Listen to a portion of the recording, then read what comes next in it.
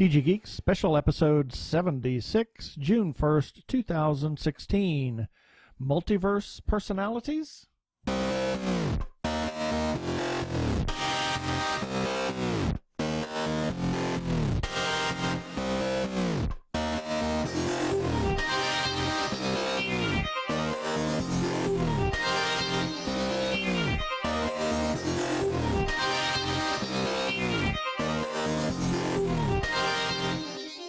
Hello and welcome to a special episode from TGGeeks.com where Ben and Keith, the Two Gay Geeks, talk about all aspects of geekdom and nerdery.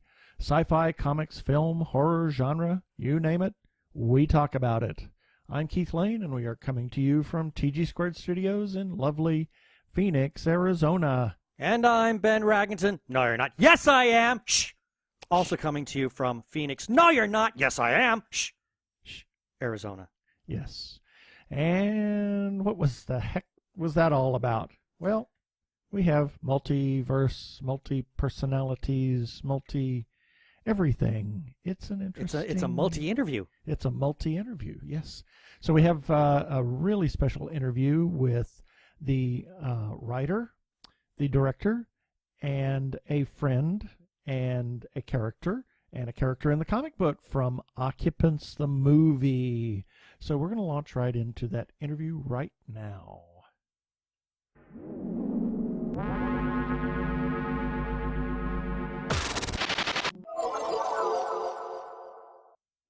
And this time we've got a really special interview for you. Hopefully Skype will keep up with us. We got three different people on the line. We've got Russ Emmanuel from Occupants, the film. We've got Timothy Conley, who was a character in the film and a character in the comic books. And we have Julie Camara, who was the writer of Occupants, the film. Welcome, everyone, to the show.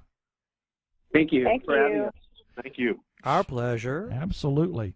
So, Russ, do you want to give us a real brief recap of the show and kind of let us know who Julie is and who Timothy is and what's going on here, and then we'll talk to everybody individually. How's that?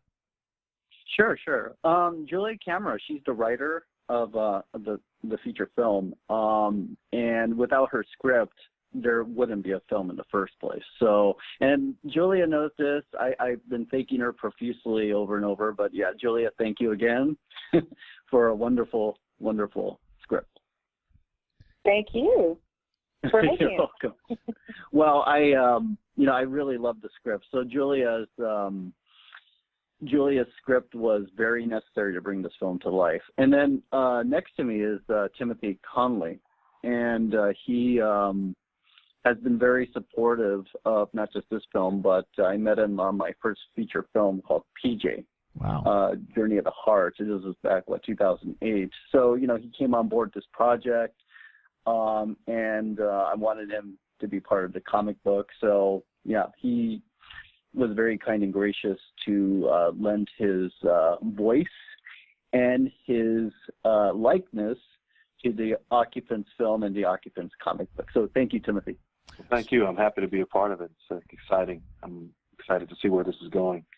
Yeah, cool. So Occupants, the film, we're going to release this episode just either Wednesday or maybe Thursday on the world premiere, so that we have our review as well as this interview that will go out so people can know about Occupants, the film, and it at Phoenix Comicon, June 2nd at in the 7 to 9 block. Mm-hmm.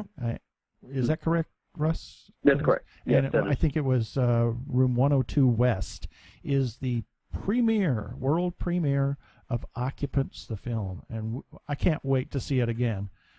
Well, we could have watched it again, but yeah, we could have. But it'll be nice to watch it with an audience. Be nice to watch it with an audience and see that excitedness and the gasps and all the kind of neat stuff that we're going to get to hear during the film. Now, Rush, I know that you've shown this film. Now, you recently showed it to your film school, correct? Yes, to my alma mater, USC, which coincidentally we're at right now, Timothy and I. Oh, cool. Yeah, he works here. So, it's very nice to.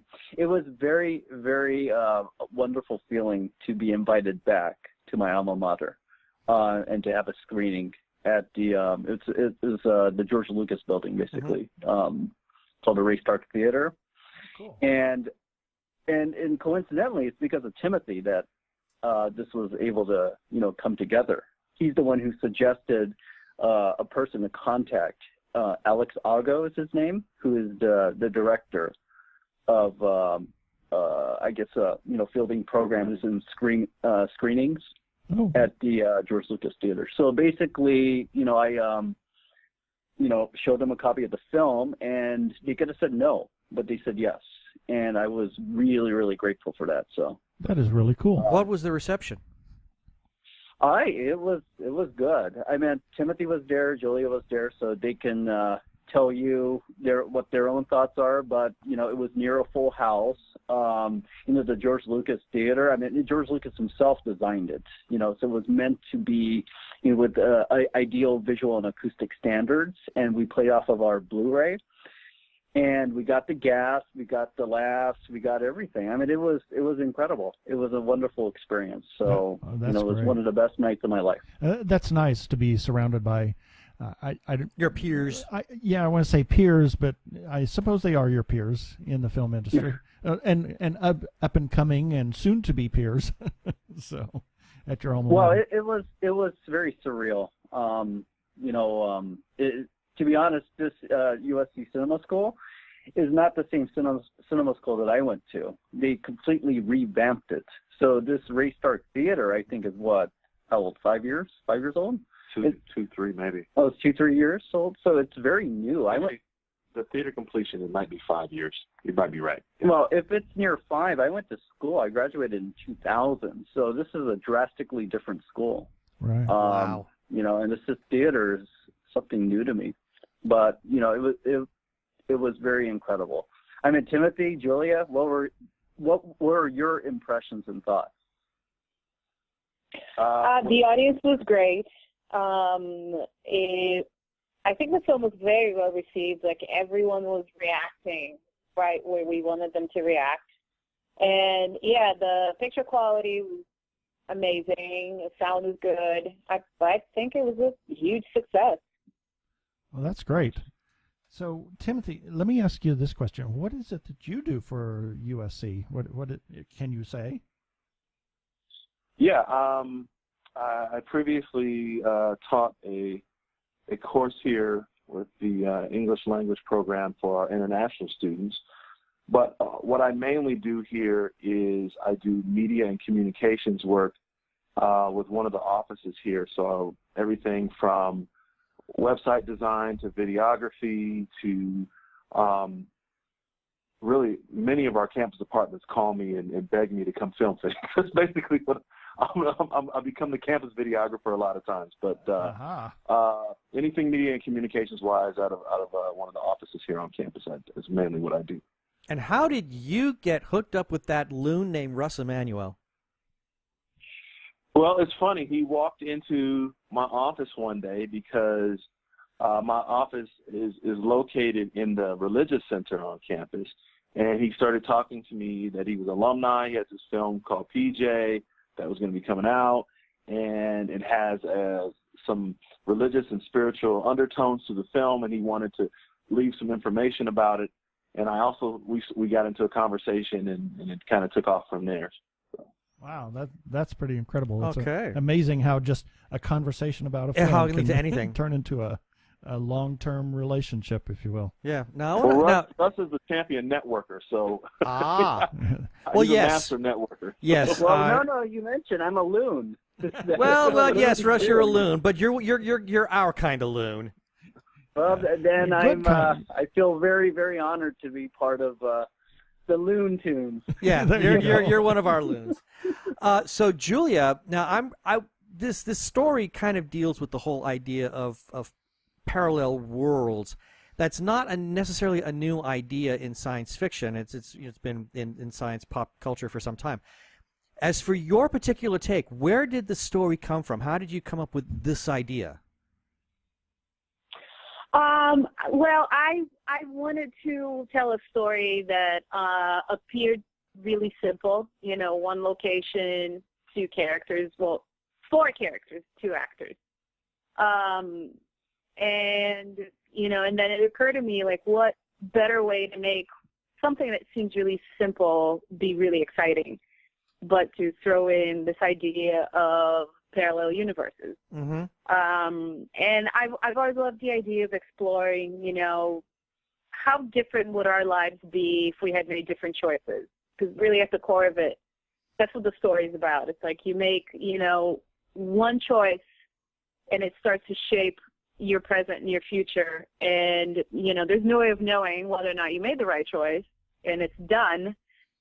And I've always liked this idea of, like, all right, what if you could see your other self that made completely different choices? You know, where would they be? What would their lives look like? And it kind of grew from there, from this idea of, you know, you have one Annie and then the parallel Annie, and their lives are apparently similar but very, very different, and they shape those two characters in very different ways.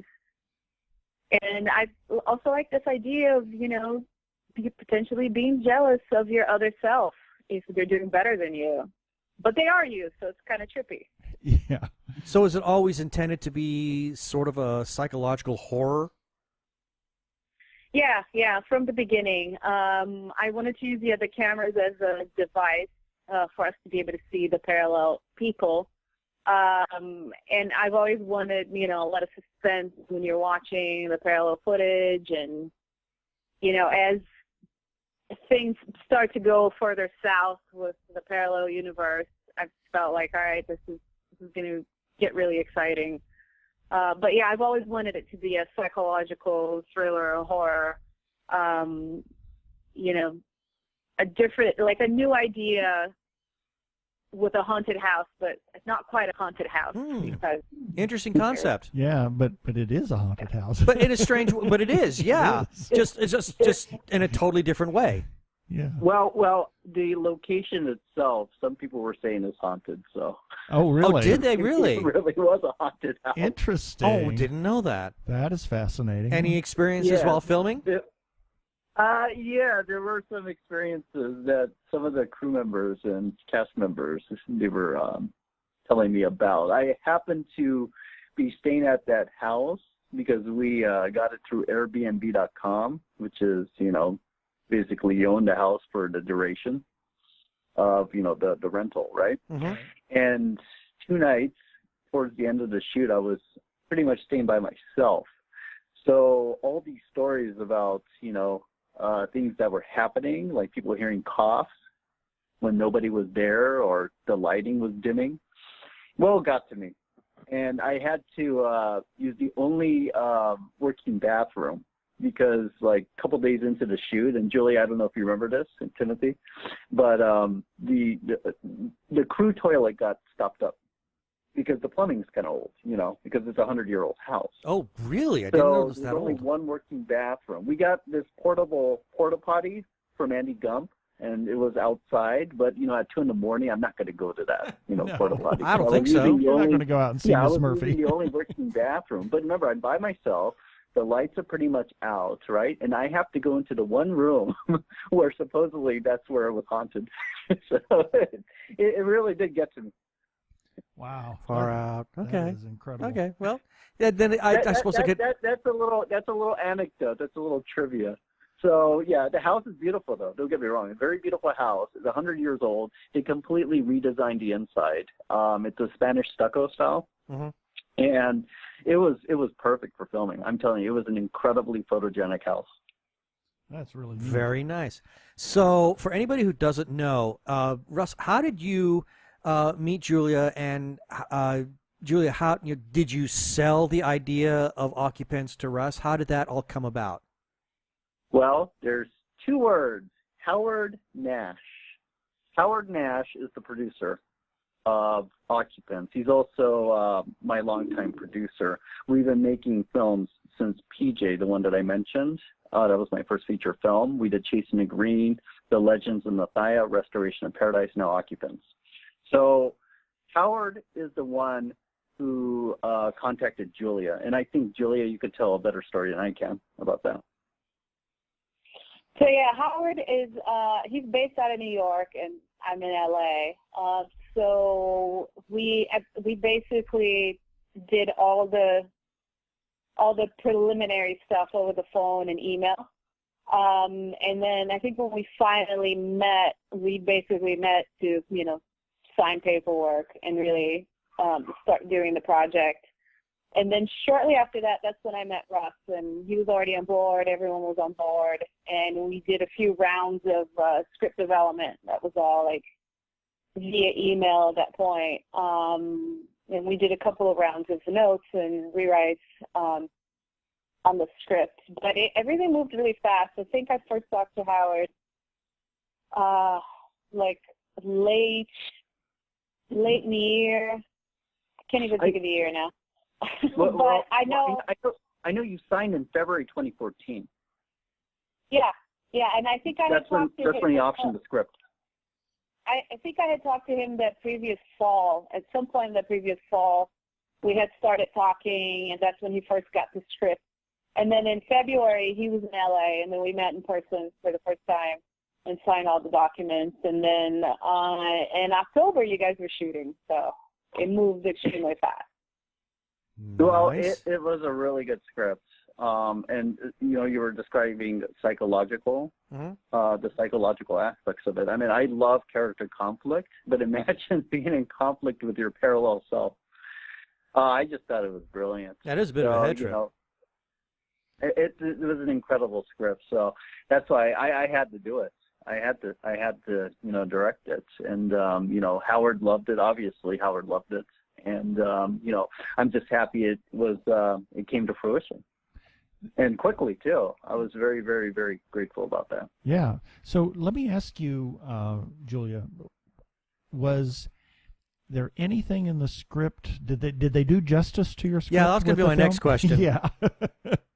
Was there anything that maybe was left out that you would like to have seen, or something that was added that you hadn't thought about, or just anything along those lines?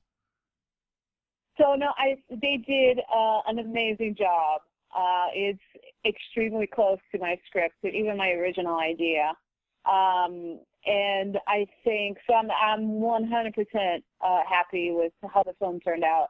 Well, that's I great. think one thing that I didn't anticipate was like expanding the parallel universes the way they were expanded in the film and now in the comic book, and I think that's awesome. But yeah, I never expected the parallel universe to have the weight that it actually does in the film now. With there's all these testimonials and there's all this rich sort of backstory behind it now that I think in my script it was probably just a couple of lines of description. Wow. So and that is sort of what birthed the comic book. So I think it's super exciting. Well, that's great.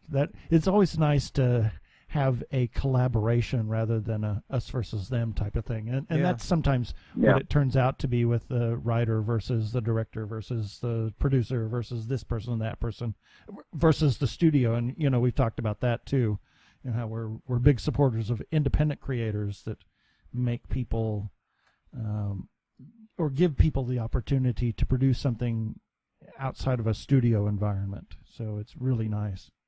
Now, go ahead. It does take a family, a collaboration, I think, to bring a project like this to fruition. So, everybody has their roles and responsibilities, and I mean, without the script, there's no spine, right? Right, exactly. Every story is everything. Yeah. So there's going to be a comic book. It's already been talked about. That's going to be expanded upon. Now, we've heard that Timothy. Now, you had a character in the movie. That is correct, right? Yes. Well, it's interesting. I was a voice, Bob the Sportscaster. That was the voice work I did, but also there was a small snippet of Case 285 in the movie as well, which is Lee Mitchell, the my likeness is used for the comic book. Aha. Okay. So Well, I guess not only Lee Mitchell, but parallel Lee Mitchell. parallel Lee Mitchell. Ah. Okay. So So I guess there's two of me. Yeah. Yes, and the other one sports what kind of accent? What did you say? As a British accent? Yes. Yeah. So. okay, So so parallel Lee is British. okay. So with the comic book, are we going to be seeing like an expansion of your character, possibly? How we'll be seeing. Are there any other characters? Little ancillary parts that were in the movie. Are we going to see any kind of expansion on them in the comic book as well? Yes. Oh, yes. Yes. There's the PRI rep, of the video that Robert Picardo's character sent the couple. Mm-hmm. Right. He expanded. He's now Alan Peterson Jr. And you see cameos by Annie and Neil Curtis, and also parallel Annie and Neil, and also one other character. But if I say his name, it will spoil the comic book. Ooh. But let's just Just say leave it alone. we could talk about it over some pizza. Okay. Oh, sounds like a deal. Okay, I so see. In terms That of was a hint, by the way. Yeah. I think I caught that hint. Yeah, It was yeah. like hint, Yeah. wink, wink. wink, wink, But say no more. basically, yeah, there are. You do see the major characters in the feature film cameoing in the comic book, but also the minor characters in the feature film, they become major characters in the comic book. That is really cool. Who will be handling the writing for that?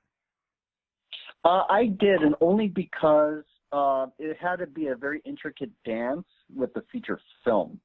And I know the feature film like the back of my hand, and that's why. For instance, I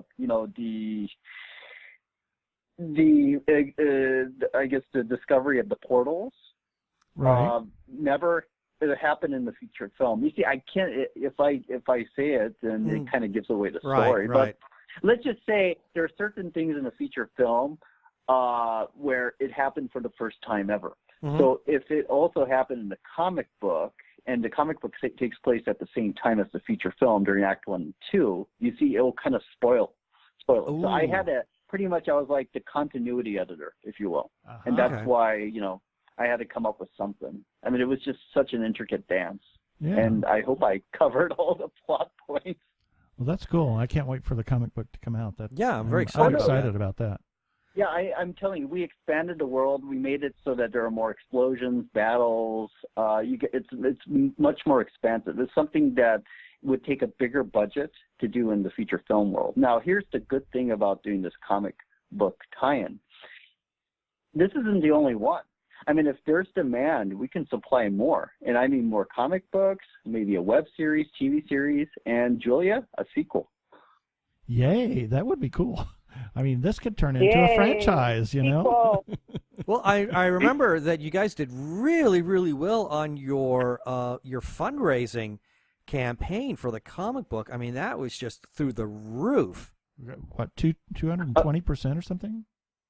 Yeah, it was about 220%. Where we raised a couple more dineros, if you will, after the campaign ended. And Timothy wants to say something. Russ is better at really pushing for these campaigns, and I would say my former agent was pushing to get me to sign when I was a professional athlete. This guy, he should have been a sports agent. The way he knows how to talk to people and really negotiate. He knows how to Well, wheel you and mean deal. I'm annoying. Well, you certainly know how to knock down doors. That's for sure. The wheeler and dealer. Yeah. I mean, there's no question. I mean, you maybe you should write a textbook or some kind of a manual on how to do proper fundraising or any kind of crowdfunding, because what you've done is just nothing short of a miracle. Well, I mean, look, it took the feature film, it took the reception of the film. It took Robert Picardo. It took Julia's script. I mean, it took a lot of, aspects in order to make a successful comic book campaign. I mean, our artist, Dave Beatty, he Right. draws for DC and Marvel Comics. Right. Our associate producer, editor, Eric Kask. I mean, these people are the reason why all Russ, this. you're being humble. Well, You're being humble. and then I have to give a shout out to Christopher Winters too. You know, he's been incredibly supportive of both the feature film and comic book. He's the co-producer of the film, and he's the one who played the PRI rep, who is now a major character in the comic book. Oh wow! So I mean, I'm telling you, all this. There's a lot of people who have been very supportive, and you know, I'm just. Yeah, but it doesn't happen without you going in and doing the work. So even with all that support, you still have to go in and be there every day to make sure that this happens. So that's what I was saying. Oh, yeah. Okay. Yes. Well, but if I could have, asked Timothy and other people, and you could have said no. I could have pushed, and if I kept getting no's, then there would be no comic book, right? Yeah. So, I mean, it's supply and demand. There seems to have been a demand, at least, in respect to the feature film itself. So that's why we're at 220%. Yay. Well, it certainly worked for you. So, Julia, now I'm looking at your resume on IMDb. I've noticed that you're not much of a sequel writer. Given what Russ has just said in terms of where this may go, including a sequel film, have you, or even the comic book, have you thought of possibly even offering some kind of story contribution to that? Yeah, absolutely. I think when we went to that convention last year, I had the first spark of an idea for the sequel. Nice. And I should have written it down because I only remember parts of it. But yeah, Russ and I drove to Arizona. You got to get the backstory. We drove together. Yeah. We had about 12 hours to kill, right, on the road. Yeah, I wish I had written more stuff down from that trip because I remember I'm like, oh, there you go, and it writes itself. But yeah, absolutely. If we expand this into web series, sequel, whatever, I have no shortage of ideas for all that stuff. So yeah, I'm more than willing to contribute a lot of things to this project as we go forward. That's nice, especially, since you basically birthed the story, it's nice to see that you're going to have some kind of continued input on that. But obviously, that's not the only thing that you're working on. Do you have any other projects that are coming up or something that's just kind of germinating in your brain at the moment? Anything you want to share? So yeah, I shot a feature last year, low-budget experimental feature last year. And I'm still editing it, so I'm hoping that it will be ready to be seen sometime next year. And I'm always writing. I'm always working on something. But in the immediate future, my attention is all on finishing this project called In Transit. And we shot throughout a couple of weekends throughout this past year, and I have one more scene that I need to shoot, and already have a rough cut put together, so I just need to sit down and plug in that final scene and finish cutting it, and it should be ready early next year, hopefully. Oh, cool. Just keep us in mind. We'll absolutely talk to you whenever you're ready to talk about that. Exactly. We're very happy to talk to you about that once that's ready. So now, Timothy, we understand that prior to this interview, you were busy working on something. Could you possibly, if possible, could you share? Yeah, we were working on a project, potentially a film project that will be produced by Howard Nash and directed by Russ. I can't say too much. I don't want Russ to kill me.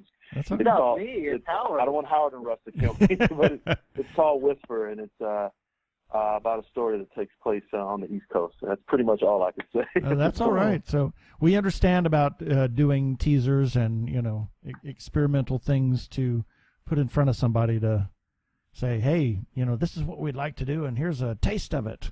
But this is I'm guessing this is still very, very early on in the process then. Absolutely, it's extremely early on. We're just in the initial stages of talking at this point, so we're very, very early. What Cool. kind of what kind of a story is it? In terms of what genre it would fall into. It would be I guess like a docudrama, but there are elements of detective. Oh, I guess a cool. detective story. There's some action too, but Cool. it definitely is falling in the docudrama category. Sounds Nice. cool. Well, as we We said wish with you luck on Julia, that. once that starts really getting underway, I hope you keep us in mind. We'd love to talk to you about that. Give that some push when possible. So Absolutely. now, I guess the only other thing is, we've got Comic-Con coming up, a world premiere. How are you holding up, Russ? Oh, I'm okay. I'm excited. Julia's going to be there. Timothy, you better be there. And I don't know. It's I'm just really looking forward to it. I'm just very grateful that Phoenix Comicon, they included us in their film festival. Yeah. Well, we're that's pretty cool. thrilled that you guys are going to be able to premiere the world premiere for this film. And it'd be nice to actually get a chance to meet all three of you. And hopefully, after the premiere is over, we can all have a little sit down in our studio, and because we'll have our studio at the hotel. So maybe we can have a nice little face-to-face chat. That would be really wonderful, because then we can really lay all the cards on the table and just really deep geek on the film. So for anybody who wants to know more about Occupants, the movie, is there a presence on the intertubes anywhere? Well, yeah, of course. Well, of course there is, definitely but in a parallel world. But you could go to occupantsthemovie.com. That's occupants plural with an S. So you go there, you can see everything: trailer, news, behind-the-scenes photos, the comic book tie-in. You just name it; it's all there. all right. And Julia, what about you? If they want to know more about you and what you are working on. So they can always go to my website, which is my name, juliacamara.com, JuliaCamara.com. Very nice. Yeah, and you can find me on all social media. My handle is Julia NCA. You can find me on YouTube. You can find me on Vimeo. You can find me on Instagram. And you can find me on Twitter, Julia NCA. Cool. Very nice. And Timothy, what about you? If anybody wants to know more about anything that you might be doing in the business, how can they do that? Well, they can just follow Russ right now because we're working together. But you can find me on social media. My first initial, my last name, T Conley, and the number 76. I'm on. That's my handle for for Twitter, for Facebook, and for Instagram. So, And your production company. and yes, I'm 67 Entertainment, but we're working together right now, Russ and I. So yeah. Cool. Very nice. And I guess you could also find, if you want to find, my previous films, there's Russem Productions, and you can always go there too. RUSSEM, M as in Mary.com. And you can see Occupants, PJ, Chasing the Green, Nathia. Just, it's all there. Cool. Very nice. Well, thank you very much for being with us, and we will release this episode right as a tie-in for the world premiere at Phoenix Comicon. Yeah. Well, it'll be great to meet both of you, Keith and them. Oh, Yeah. we're looking forward to meeting all three of you, Yeah, and anybody else Yeah. that might be there. and anybody else who might show up. All right, well, thank you very Yeah, much. there's our lead actress, Brianna White, will be showing up. Wonderful. Possibly our lead actor, Michael Pugliasi, but he's in Toronto, so that's still kind of a question mark. Toronto, Canada, Right. Yeah. which is all the way on the East Coast. Wow. So it will, I really look forward to it. Well, this will be wonderful, and I'll also hopefully get. Like I said, it'd be nice to be able to have all of you in the room and have a nice sit-down chat. It'd be great if Brianna could join us on that as well. That'd be fantastic. But in the meantime, just want to say thank you for joining us on our show. Yeah, thank you very much. Thank you. Yes, Thank you for having me. having us. Well, wasn't that an interesting interview? It was kind of. It was really a nice kinda- interview. yeah. It was. I enjoyed being able to talk to the writer, kind of Yeah. get her beat on all of this. I felt kind of bad that we weren't talking too much to the character. Yeah. Because I felt like, well, he has such a, well, as he said in the interview, though, he's got something kind of cooking on the horizon that he just simply can't talk about right now. But hopefully we'll be able to report on that later. Yeah, and just as everybody knows, we're releasing this on Wednesday as a special episode. And why are we doing that? Something's happening Thursday night, I think. Yes, Thursday night is Occupants world premiere Woohoo! at Phoenix Comicon in the 7 to 9 block in 102 West. Get your tickets now. Yes, it should be a lot of fun because one of the actors, if not two, both lead actors, one lead actor will be there, hopefully both. Hopefully both, yeah. And if you want to let us know what you think of the interview and of the movie whenever it comes out, we're going to have a review on Thursday morning, the day of the world premiere. So stay tuned for that. We want to hear what you think of our interview or our podcast in general. Please do. So please leave us comments. You can find us on Facebook at TG Squared Studios, or you can look us up at tggeeks.com. And you can comment on our episodes, on our articles that we write, anything you want, also on our YouTube episodes. Or you can call our listener feedback line at 469-TG-GEEKS. That is 469-844-3357. And as always, we have some follow-up items, and just a few this time.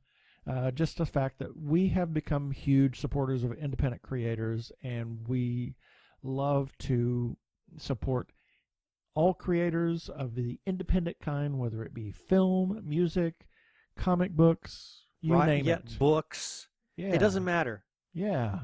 So please support those independent creators. They turn out some really cool stuff. And speaking of Phoenix Comicon, it is coming up tomorrow, starting tomorrow. The price goes up. I can't believe it's already here. Yeah, the price goes up tomorrow. So imagine that. If you're listening to this on Wednesday, buy your tickets before they go up. And they've also announced the Fan Fest will be back in downtown Phoenix at the Convention Center, October 22nd and 23rd. And then there's also Keen Halloween. It's going to be September 23rd and 24th at the Convention Center. We want to say a big thank you to whoever nominated us for a Parsec Award. We still don't know, but we like you anyway. I mean, Yeah. we're happy. And we love it. And we've just submitted our stuff for the Parsec Awards, so thank you very much. We really appreciate it. Lastly, please rate us on iTunes. That helps us. It helps us a lot because the more people that rate us positively on iTunes, the more our show surfaces to the top whenever anybody does any kind of a search. So if a lot of people were to like us and say so on iTunes, if another person were to come in right in and says, I really want to find a podcast on geeky stuff, well, guess what? Ours would be close to the top. So, Yay. hey, Rate us on rate iTunes. us, please. We would love it. Yep.